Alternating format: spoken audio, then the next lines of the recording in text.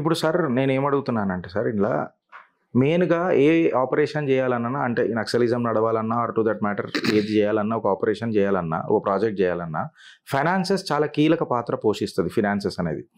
Government ఈ సంస్థలను ban చేసిన తర్వాత కూడా వీటికి ఫినాన్సెస్ రావడము అండ్ టు దట్ మ్యాటర్ 11 సంవత్సరాలు నాకు తెలిసి 11 సంవత్సరాల నుంచి కూడా కేంద్ర సర్కార్ చాలా ఈ ఎన్‌జీఓల మీద ఉక్కుపాదం మోపుడు ఎక్సెట్రా, ఎక్సెట్రా ఇవన్నీ ఉన్నాయి. ఈ ఫినాన్సెస్ ఇంత స్ట్రిక్ట్ నార్మ్స్ ఉన్నాక కూడా వీళ్ళకు ఫైనాన్స్ రావడము దీన్ని మీరు ఎట్లా చూస్తారు సార్? అంటే మన లోపలనే ఏదో ఒక మోల్ ఉండొచ్చు కదా! ఇన్ని సంవత్సరాలు ఇది పెంచి పోషించిరంట కదా! చూడండి, ఒక 52, 53 సంవత్సరాల నుంచి ఒక ఉద్యమాన్ని, అది కూడా ఒక మిలిటరీ ఉద్యమాన్ని, ఒక ఆయుధ ఉద్యమాన్ని కంటిన్యూస్గా నడిపించాలంటే వేల కోట్ల రూపాయలు డబ్బు అవసరం పడుతుంది.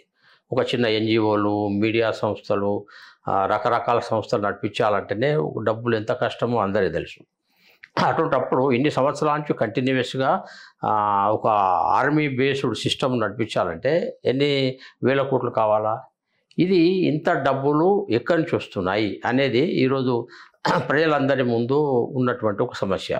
నేను చిన్నప్పటి నుంచి 1982లోనే నేను వరంగల్ ఏబీపీ నగర కార్యదర్శిగా ఉన్నాను. ఆ రోజు నుంచి నక్సలిజము, మావోయిస్ట్ మూమెంట్స్ దగ్గర నుంచి వాళ్ళకు మాకు ఏబీపీకి సంఘర్షణ సమయం నుంచి నేను చూశాను నేను ఈ యొక్క మూమెంట్స్ను.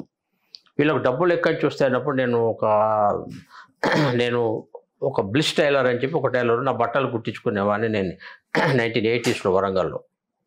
ఓ రోజు ఆ టైలర్ ఓనర్ అన్నాడు, ఆయన నరసింహ అని. ఆయన ఏమన్నాడంటే, సార్ మేము కూడా టైలర్ల అసోసియేషన్ పెట్టాం సార్ అన్నాడు. టైలర్ల అసోసియేషన్ ఎందుకబ్బా నేను అన్నా. నక్సలైట్లు అసోసియేషన్ పెట్టమన్నారు సార్ అన్నాడు. ఎందుకు అన్నా, ప్రతి నెల ప్రతి టైలర్ షాపు నుంచి ఇంత పన్ను మీరు నక్సలైట్ పార్టీకి మీరు ట్యాక్స్ కట్టాలా, ఇది కంపల్సరీగా మీరు అసోసియేషన్ పెట్టాల్సిందే అని చెప్పి అన్నారని చెప్పి. ఇప్పుడు నక్సలైట్లు బెదిరించారు కాబట్టి టైలర్లు అందరూ కూర్చొని అసోసియేషన్ పెట్టి ఎవ్రీ మంత్ కొంత ప్రతి టైలర్ షాప్కి ఇంత డబ్బులు అని చేసి ఆ రకం వసూలు చేసి టైలర్స్ అసోసియేషన్ నుంచి వరంగల్ జిల్లాలో నక్సలైట్లకు డబ్బులు పోయేది. అట్లా సమాంతర ఆర్థిక వ్యవస్థ, సమాంతర ప్రభుత్వ వ్యవస్థ, సమాంతర పోలీస్ వ్యవస్థ, సమాంతర న్యాయ వ్యవస్థ, సమాంతర రాజకీయ వ్యవస్థ, ఇవన్నీ కూడా వాళ్ళు దీంట్లో డెవలప్ చేసింది. ఎందుకంటే వీళ్ళు ఇప్పుడు ప్రభుత్వాన్ని ఒప్పుకోవట్లే, ఇదంతా పుచ్చిపెట్టిన ప్రభుత్వం. ఈ ప్రభుత్వాన్ని మేము తీసేసి మేము మా ప్రభుత్వాన్ని ఏర్పరుస్తాము అన్నట్టు. ఇది ఒక రాజకీయ ఉద్యమం, అది ఒక పొలిటికల్ పవర్ కోసం వచ్చినటువంటి ఉద్యమం, మావోయిస్ట్ ఉద్యమం. కాబట్టి దీంట్లో ప్రజల నుంచి బలవంతంగా అన్ని రకాల వర్గాల నుంచి గన్ పాయింట్ మీద డబ్బులు వసూలు అనేది వీళ్ళు చాలా పెద్ద ఎత్తున ఆ కాలం నుంచే ప్రారంభం చేశారు. చాలామంది కాంట్రాక్టర్లను బెదిరించి మాకు ఒక 1000 మిలిటరీ డ్రెస్సులు ఇగో ఈ సైజులో తయారు చేసి పంపాలంటే కాంట్రాక్టర్ పంపాల్సిందే, ఇన్ని మెడిసిన్లు పంపాలంటే పంపాల్సిందే, లేకుంటే బియ్యము లేకుంటే వాళ్ళకి కావాల్సిన వస్తువులు పంపించాలంటే పంపాల్సిందే. లేకుంటే మేము నిజాం కాలేజీలో చాలా పెద్ద పబ్లిక్ మీటింగ్ పెడుతున్నాము అని చెప్పి ప్రతి గ్రామంలో టార్గెట్ పెడతారు, ఇన్ని ట్రాక్టర్లలో ఇంతమందిని మీరు తీసుకెళ్ళాలా, తెలుగుదేశమా, కాంగ్రెసా, కమ్యూనిస్టా, బీజేపీ అనేది ఇంపార్టెంట్ కాదు. కాబట్టి వాళ్ళు తీసుకెళ్లాల్సిందే. నేను చాలా కాలం ఒరిస్సా హెడ్ క్వార్టర్గా ఏబీపీలో ఆర్గనైజ్ సెక్రటరీగా పనిచేసిన.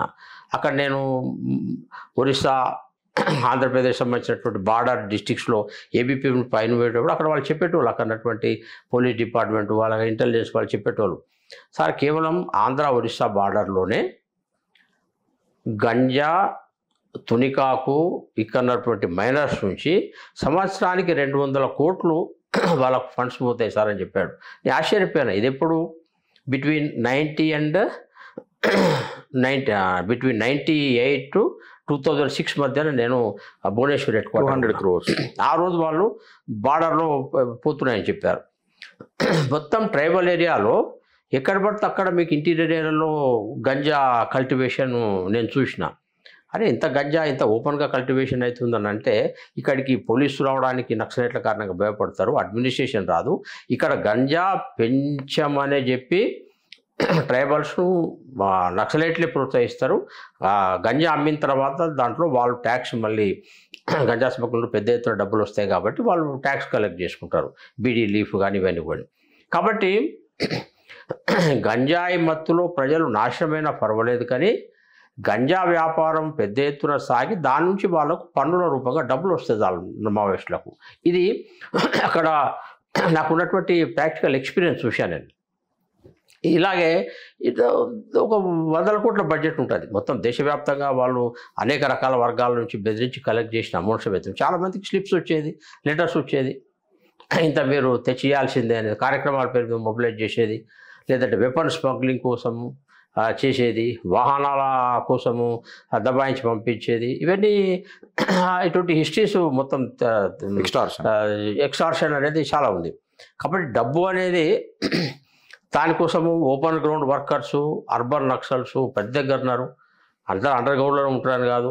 ఈ మొబిలైజేషన్లో వాళ్ళ రోల్ కొంత ఉంది. ఆ డబ్బులు దాచడంలో, డబ్బులను ట్రాన్స్పోర్ట్ చేయడంలో, డబ్బులు ఖర్చు పెట్టడంలో చాలా పెద్ద నెట్వర్క్ అనేది ఈ టెర్రర్ ఫైనాన్సింగ్ అనేది, నక్సల్ ఫైనాన్సింగ్ అనేది చాలా పెద్ద నెట్వర్క్ వాళ్ళకు దేశవ్యాప్తంగా ఉంది. ఇది కాకుండా అంతర్జాతీయ సంబంధాలు కూడా ఉన్నాయి వీళ్ళకు.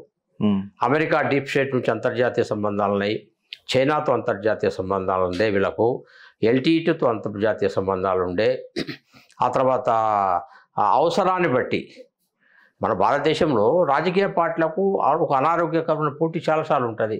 తెలుగుదేశం వ్యతిరేకంగా కాంగ్రెస్ను ఉపయోగించుకోవడం, కాంగ్రెస్ వ్యతిరేకంగా తెలుగుదేశం ఉపయోగించుకోవడం, రీజనల్ పార్టీస్ను ఉపయోగించుకోవడం, ఇవన్నీ చేసి ఎలక్షన్ల టైంలో పెద్ద ఎత్తున ఒక పార్టీని గెలిపించాలి, ఒక పార్టీని ఓడిపించడం కోసము డబ్బుల వసూలు కూడా పెద్ద ఎత్తున నాయకుల దగ్గర కానీ పార్టీల దగ్గర వసూలు చేసినాయి.